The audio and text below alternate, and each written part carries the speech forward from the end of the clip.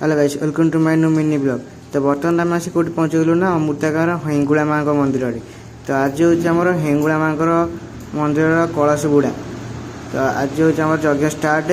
तो एबे चलन जा देखु मेला भितर को। तो मेला भितर आम ए बर्तमान पशिगलु। तो चलचु मंदिर पाखक देखो डेकोरेशन केमती आबे फाइनाल आम आसी पहुँचगलु कौन मंदिर से। एबे चलन जा कहीं अपेक्षा करिया ठाकुर दर्शन करदे। तो माँ को दर्शन देखो माँ को दर्शन होगा आप दर्शन कर दिखाँ माँ को। तो माँ को दर्शन होगला आम ये यज्ञ होता तो यज्ञ दर्शन करूँ। तो ये आम चलती यज्ञ। तो ये यज्ञ दर्शन कर सारापर आम आसी पहुँचगलु कौटी ना मुझे आइले गुपचुप खायापे। तो गुपचुप खाईदेलु क्या जो भोक होगा। तो खाए पुणी न खाइना केमती हम। तो गुपचुप खाई सारापर आम ये आसी पहुँचगलु कौन चेयर पाखे बस पड़ू। तो आज प्रोग्राम स्टार्ट हम। तो आज जेहेतु स्टार्ट तो एपर्तन लेट स्टार्ट हम। तो आज हूँ प्रथम रजनी।